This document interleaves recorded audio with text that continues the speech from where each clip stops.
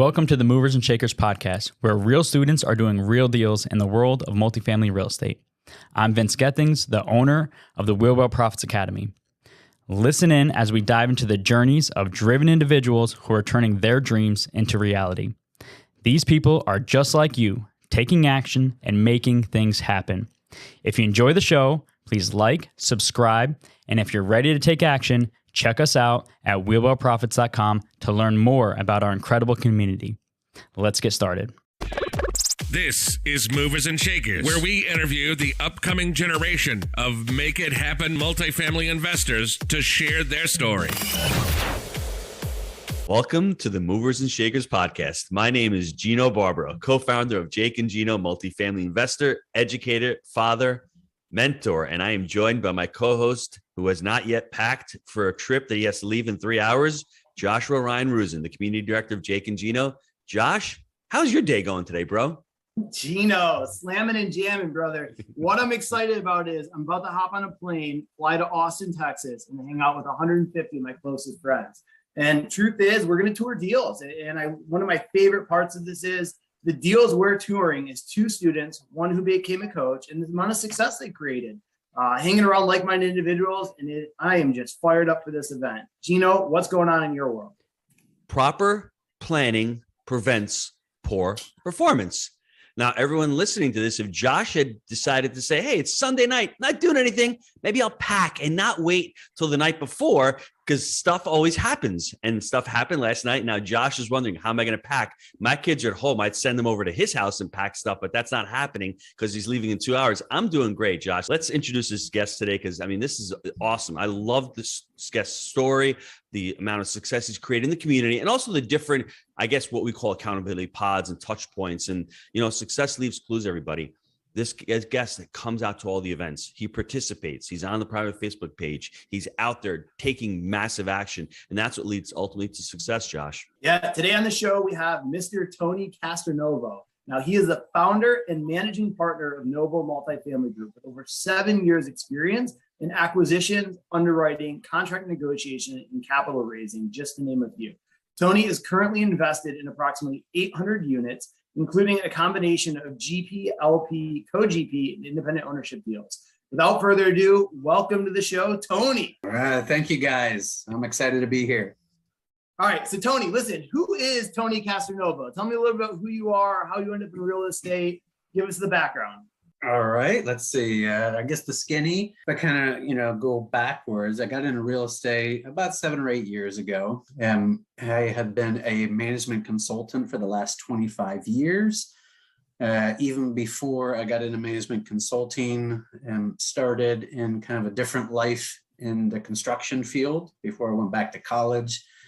So I've been kind of doing this for a while, but the real estate spark really got me back around 2014. And, it's just something that literally I was sitting there, late night working with a colleague, and he was sharing his story about his grandfather kind of made it as a blue collar worker at GE, getting that first single family home, becoming a landlord, and kind of building an empire from there with multiple lines of businesses. And it just really got me excited, and I read his biography, and from there I just formed a company, went out and bought my first rental property, and here I am today with almost 800 units. Tony, you came to Jake and Gino through a sort of a different route. You already had a little bit of experience. You had a 20-unit deal that was going really well. And then you did a syndication. So you had experience. A lot of listeners are out there. I'm doing it on my own. I don't need mentorship. I don't need anybody's help. I think I'm doing it. What attracted you to Jake and Gino? And I'm going to answer a question of what you got from Jake and Gino. I'm going to answer because you were on a Monday lesson and we had done a buy right, and we talked about what the buy right criteria was. And I think the light bulb went off for you there. But what really attracted you to the community? What were you missing on, doing it by yourself? I always feel like I got to do proof of concept on my own. It's just how I learn and how I convince myself that there's merit behind any endeavor. But I think for probably a couple of years, I was sort of shadowing a few guys that were part of another mentoring group. And I was really skeptical, and I was thinking, man, I can do this myself. It may take a little longer and get this figured out. But then as I started observing and seeing this ecosystem that they were building around themselves, and not just the education, but just, the accountability and really access to capital and partners. And those things attracted me to a program. What got me to Jake and Gino was that I considered, of course, that program, but I think it turned me off a little bit because there was a lot of the glitz and the glam and the fancy sports cars and, just everything that I was like, well, that's not really what I'm in this for. Mm-hmm. I'm in this for, being in the business, being excited about growing my business and learning from people who want to share and don't have a chip on their shoulder. And, as I got talking with Josh and with Dylan and of course yourself, the culture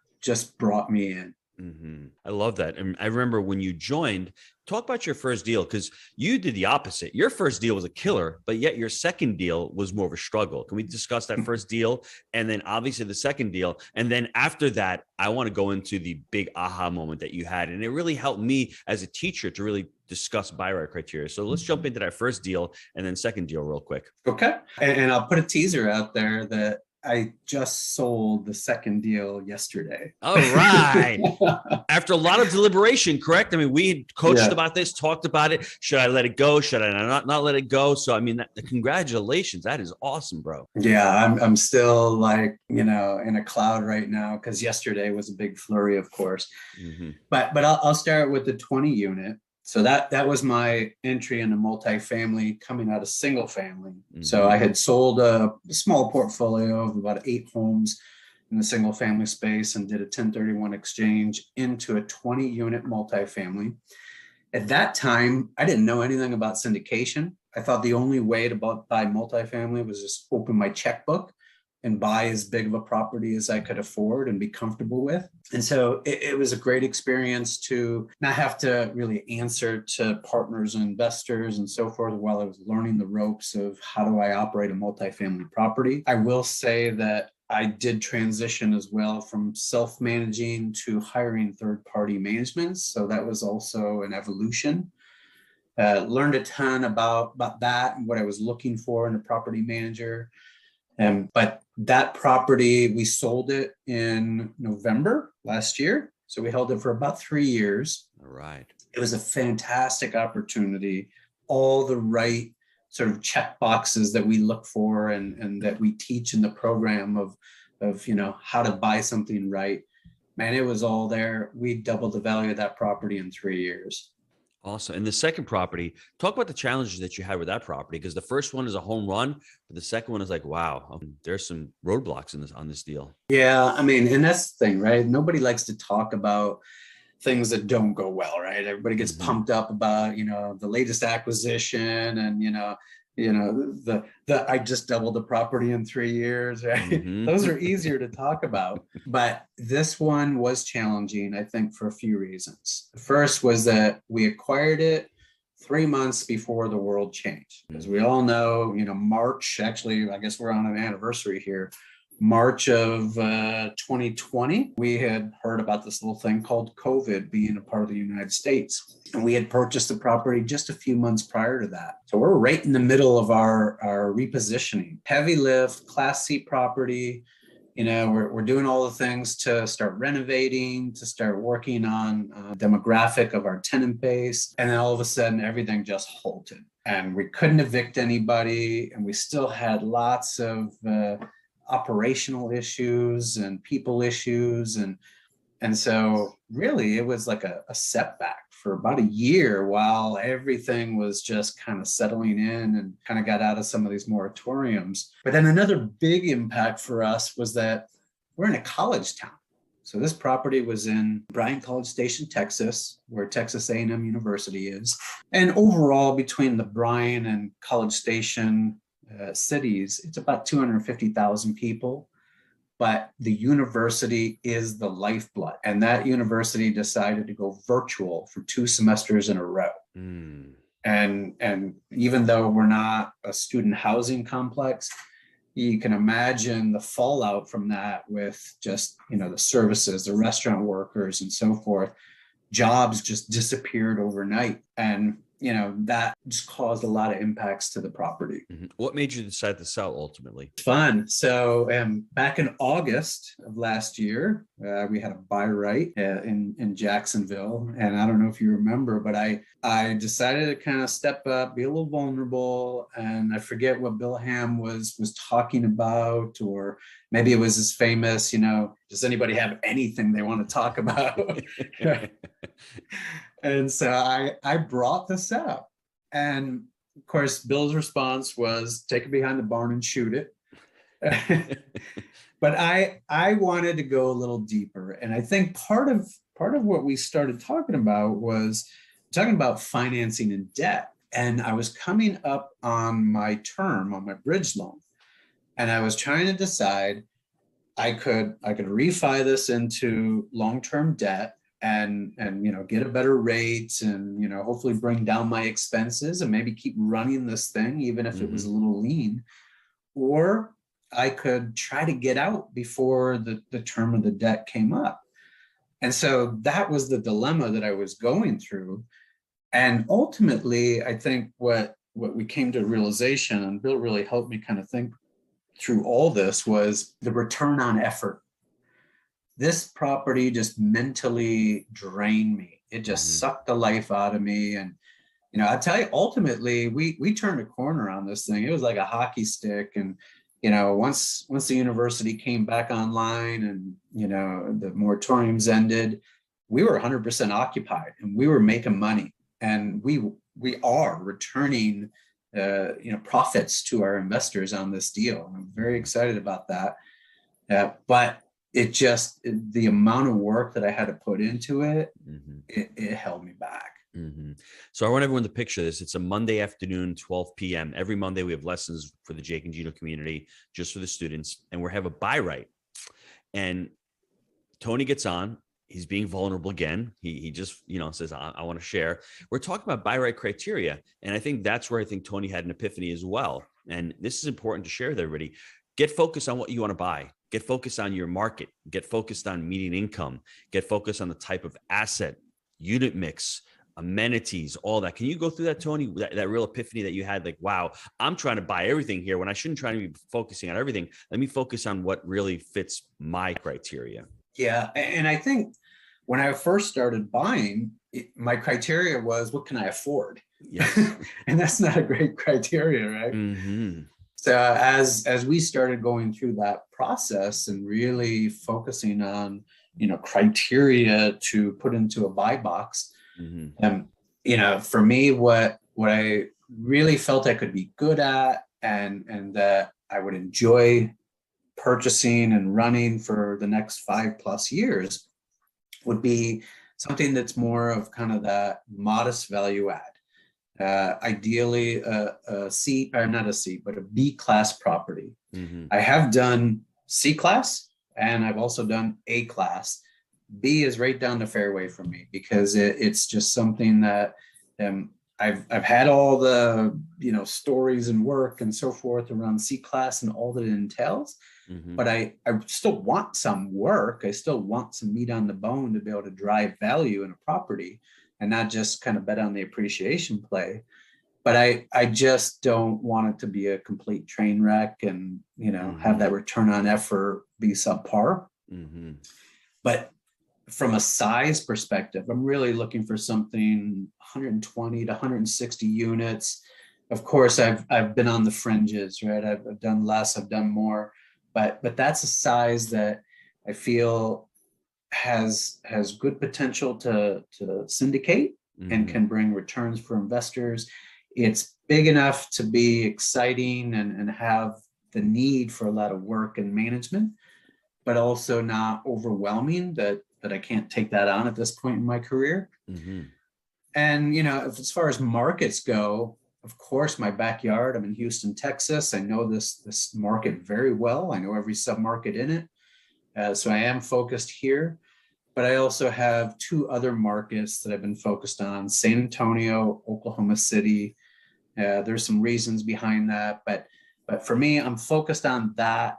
Doesn't mean that I won't do a deal somewhere else. As long as it checks a number of boxes and I can partner with somebody, it makes sense, I'll do it. But as far as where I'm looking, it's in those three markets. Do you have any other aha moments that you can share, since joining the community? What I always tell people when they're asking me about, oh man, it's a lot of money and I got to pay for this program. I could put that money to work in other places. To me, I literally paid for my 2 years of tuition in the program on my first deal 2 months after joining the program. Wow. Yeah. And where that comes from is, partnerships. If you have this network of people that are your partners, could be your partners, great. You don't really need as much of a program like this. But I mean, I have met so many people that inspire me and hold me accountable. And Gina, I'm a goal planner, but I've never actually put on Facebook and shared my goals with 300 people before. Mm-hmm. And you probably saw I did that last week, and it's holding me accountable. Mm-hmm. And that's really what I think keeps me going and fuels me. I want a big shout out to the groups that you've created too. There's the Cowboy Cohort. So any Jake and Gino members who are in Texas, reach out to Tony. You're going to get his contact information at the end of the call. Reach out to him. Become part of that group. They're doing property tours together.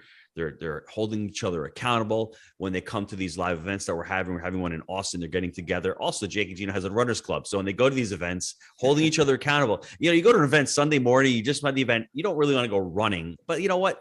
10 or 15 of them get together and they go running. And that's really important. And you talk about culture and accountability. And this is for everybody out there. Even if you have a couple of deals, just to get that insight of people who are doing it could change the trajectory of what you're doing. So big shout out to you, Tony. I'm really, really proud of the accomplishments you've made. And you've left your job. You left your W-2, correct? And you're focusing on this full time now? Yeah, that I literally did that a month after when I joined the program. Not because I reached this financial freedom number that everybody talks about, but I just needed to rip the Band-Aid off. And, my wife and I talked about when we were selling that 20 unit that I would just peel off a year's salary and give myself some runway to just make our business work. Mm-hmm. And that just gave me a lot of freedom and ability to just go for it. What made you rip off the Band-Aid though? I mean, you've been doing this for 7 years by yourself. What made you do it at that particular moment after you joined the community? I think that I got a lot of confidence that this is real and I have all the key ingredients right in front of me. I have the background and experience. I just need to be able to put more energy and time and focus into it. Mm-hmm. And Gina, it's always what I wanted to do. This isn't let me do real estate so that I can build a retirement nest egg. This has always been a new career for me. It's where my passion is.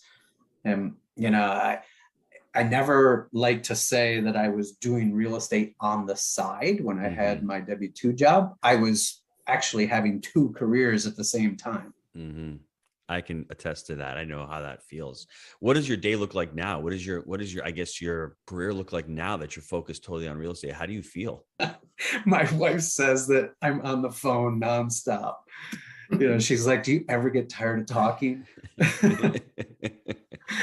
But the reality is not really. I love this stuff. I love being on the phone with other investors and partners, and this is just what I'm built for. Mm-hmm. And I'm really, even though, I'm an engineer by education, I'm not the spreadsheet guy. I don't love to just stare at spreadsheets all day.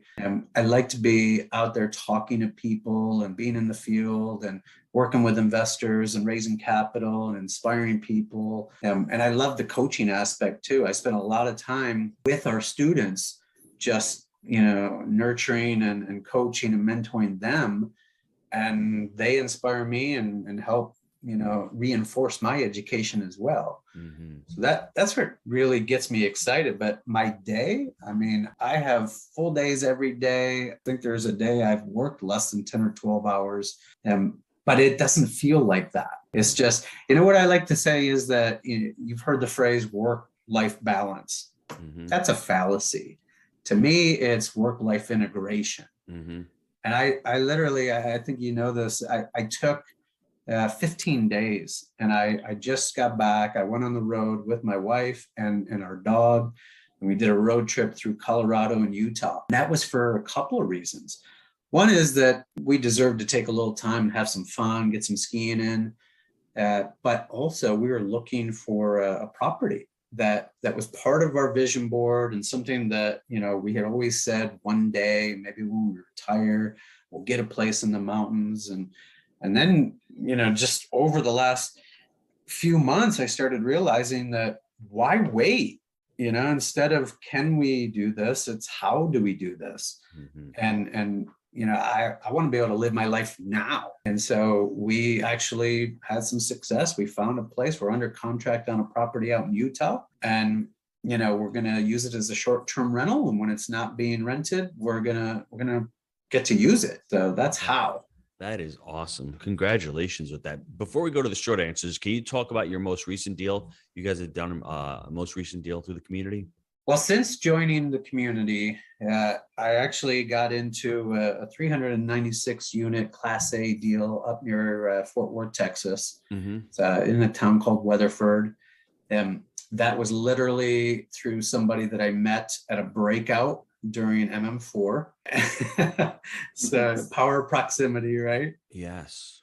Yeah. And then shortly after that, a couple other Jake and Gino members asked me to participate in another Class A deal, a 60 unit in some market here in the Houston area. We just closed on that a couple of weeks ago.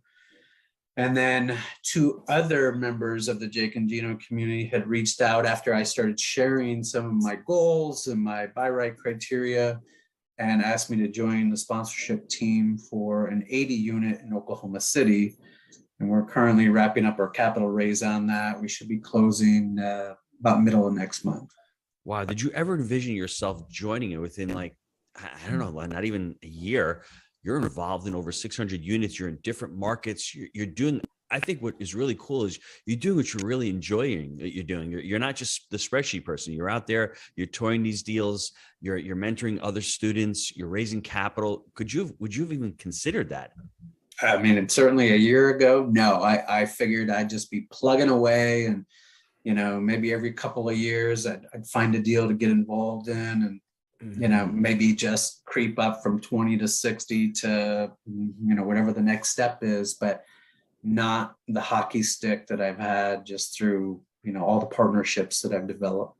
And before we go to the short answers, I really want to mention to everybody, Tony's put a lot of work and a lot of effort into it. He's put a lot of focus into it. This doesn't happen just because you join a community. So let's make that clear. He had success. Then he had a stumbling point. Then he joins, but he puts in a ton of work. He comes out, like he says, he's vulnerable. He gets on those Monday lessons. He asks questions. He comes to the boot camp. He shares. He gets on his coaching calls with Bill Hammond. Bill Hammond says, shoot your dogs early. So he actually takes Bill's advice and says, you know what? That's a good idea. How do I do that? His verbiage pre-2014 was, can I do that? Now, all he's done is improved a couple of things and says, how do I do that? He's asking himself better questions. And the better questions you ask, the better answers you're going to get. And I think just being in any type of community that can push you and elevate you, and all of a sudden you've set yourself up and you're getting those better questions from within the community, I think that's what's going to ultimately lead to you pushing yourself and becoming uncomfortable. And the more uncomfortable you get, the more success is going to become your way. Let's take a quick time out to hear from our sponsors. Gino, I know a lot of our listeners are wanting to take their multifamily investing business to the next level. I know that you've been hard at work helping Jake and Gino students do just that using our framework. Can you explain to the listeners how they can get our help? Guys, we've been hard at work growing our community of like-minded investors, and the results of our members has been nothing short of incredible. We're looking to grow this amazing group. What we're looking for is those who want to follow our proprietary framework that we've created: buy right, manage right, and finance right. Leverage our connections, education, and mentorship as ways to take your business to the next level. So if you're interested in finding out more about how you can become a part of our amazing community, apply to work with us at jakeandgino.com/apply. All right, Tony, so some quick questions for you here, my man. Look, let's say I'm a newer investor. I know multifamily is the way to go. What tips do you have for me to create the most success, and why? I mean, I think the biggest thing, Josh, is, I know we say it all the time, but take action. To me, we can get educated and we can surround ourselves with people, but if we're not doing something every day to move the needle, then it's really all for naught. And, I take bigger goals that might seem very intimidating and unsurmountable and break them down and do something every day to make progress on that. Mm-hmm. Love it, man. Small steps every day, right? And so, okay, next question. Obviously, you've created a lot of success. What habit do you have that you think is most helpful towards that success? I think you got to measure everything, and not to the point where it's just nauseating, but if you when we're saying break things down, break goals down, I have a goal to be on 2 podcasts a month, and I want to do that for a year. That was just something that I saw as I need to get more exposure and be top of mind and allow people to see that I am a credible person, an investor that they should consider working with. But I realized that that's not just going to happen by itself. So I am holding myself accountable and setting goals and measuring my progress toward that every single day, every week. And I think that, somebody who has those aspirations just needs to put a few metrics in place to keep themselves going. Love it. Last question. What's your favorite book you've ever read and why? I'm not going to even say anything about the Purple Book because everybody's read that and it's been super inspiring. Beyond that book, I'll do a little plug for the Jake and Gino community here. One that I read fairly recently was the Honeybee. And the reason why I like that is the core message was multiple streams of income. There you go, Gino. Mm-hmm. Yeah, multiple streams of income. And so I have a tracker, and I planned out to have multiple streams of income, and I'm tracking every single month how much income I get out of those. And I'm nurturing each of those streams of income to make sure that they don't dry up. Dude, love it. All right, listen, if you're listening to this and you want a PDF copy of the Honeybee, email me, josh@jakeandgino.com, and I'll send you one. Now, Gino, listen, I think this has been an amazing episode. And really my biggest takeaway is the power of proximity and having the right network, right? What we've seen with Tony is his goals grow, or his results, exponentially because of the community and being an intentional action taker with the right education. But Gino, what other nuggets do you have to add to this? Well, in 2014, Tony decides to start investing in real estate. And the questions he's asking himself is, how much money do I have? What can I afford to buy in real estate? That wasn't the right question that he was asking himself, everybody. Mark Twain says, it's not what you know that's going to hurt you. It's what you don't know for sure. That just ain't so. So if Tony was still in that mindset today, he wouldn't be looking at syndication. He wouldn't be looking at partnering. He'd only be looking at how much can he afford himself. So that transformational shift came. He had success. He bought his first deal by himself, 20 units. He just sold it. He went full cycle on it. He bought a second deal, syndication, went full cycle on that as well. Had a lot of success. I think he got a lot of clarity through joining the community. And is it a coincidence? A month after he joins, he quits his W-2 job. I don't know. I mean, maybe it's cause and effect. I think what ended up happening was Tony looked around and said, there are a lot of successful people here. If they can do it, I can do it. I want to be held accountable by all these people in this room. I want to be able to grow in this room. And I think ultimately the culture of the community is the go-giver mentality. I mean, we're all out there trying to give as much as we can. And the more out there that you're mentoring other people, you're sharing resources, you're helping people underwrite deals, you're doing property tours, you're creating a whole Cowboy cohorts in the Jake and Gino community. There's about a dozen of them in Texas going out and sourcing deals. I think that would have been foreign to Tony 2 years ago. But now that he joins the community, he's like, well, multifamily is a team sport. If I'm on an island all by myself, I can't do that. There's no way of doing it. I had my buddy, I had Jake, I had Mike, I had my brother Mark. We had our own little cohort in the beginning. That was our mastermind. If you're out there seeking for that, and if you're out there looking to be held accountable, because you can't do it by yourself sometimes, you need that little push. You need to go on Facebook and say, here are my goals. They may seem crazy, but you know what? I posted these 6 months from now. I'm going to look at them and I'm going to hold myself accountable. That's how we become successful, by raising our standards and by raising everybody around us.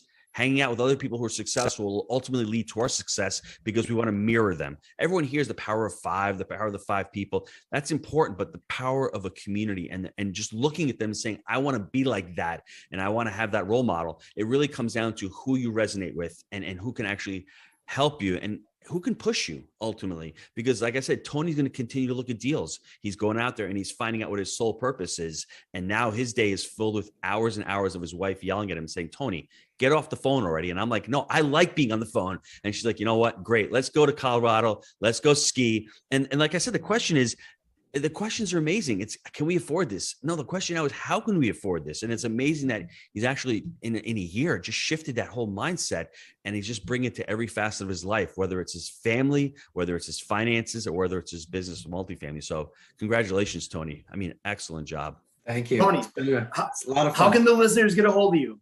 They can certainly reach me via email, Tony, Tony, at Novo, Novo, multifamilygroup.com.